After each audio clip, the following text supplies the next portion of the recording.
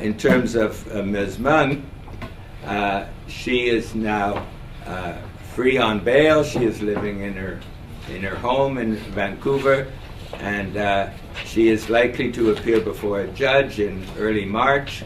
And at that point, she will be able to make her case. Well, actually, she will appear before the judge in early March. The actual trial will be somewhat later than that. We don't know the exact date. But I think she has quite good arguments on her side. One, political involvement by comments from Donald Trump in her case. Two, there's an extraterritorial aspect to her case.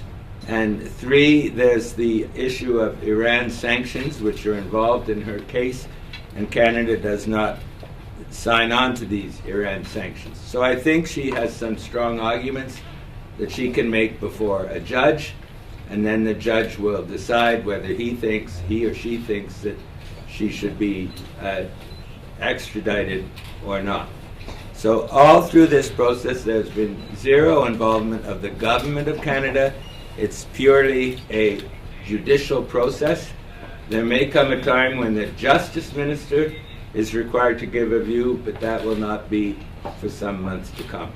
Right now, what I am saying to Canadians across the country is that the Canada-China relation should continue to move forward. I talked about the problems that we are having now, but I also talked about the great progress we had made before this issue came up. So my argument, and the argument of the government, is that we should continue to move forward with China, even though right now we are in the middle of a difficult time. So I have spoken to Canadian business people in Toronto, in Montreal, in China, and later this week in Vancouver, and almost all of them agree with me that we have invested a lot in China. Canadians have invested a lot in China. China has invested a lot in Canada. And now is not the time to cut short that investment. Now is the time to continue moving forward in the confidence that we will at some point solve this problem and move on. So I continue to be very pleased to be Canada's ambassador to China. I never expected that we would have this problem thrown at us. The government of Canada never expected that this would happen, but it did, and we have to deal with it. I have visited so far 20 of the 32 Chinese provinces.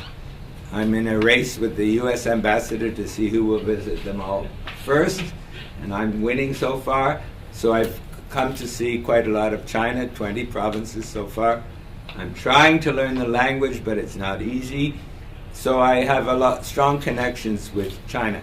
And I was sent to China by Prime Minister Trudeau to strengthen the relationship between the two countries. The government of Canada wants stronger ties with China. And it's partly for that reason that they sent me to be their ambassador to help strengthen those ties. So I still want those ties to be strengthened. I am sorry that this incident, this difficult incident, arose. It was a total surprise for everybody in Canada. But it happened, and we have to deal with it. So I am hopeful that we will be able to find a solution in the not-too-distant future, and that we will then continue to build those strong ties. And I hope even in the meanwhile, as I said, even before we get a resolution, that Chinese Canadians and other Canadians and Chinese people will continue to strengthen those ties, because this is a hiccup along the road. It's not a small hiccup, it's a big hiccup, but it's a hiccup, and we will eventually solve it and move forward.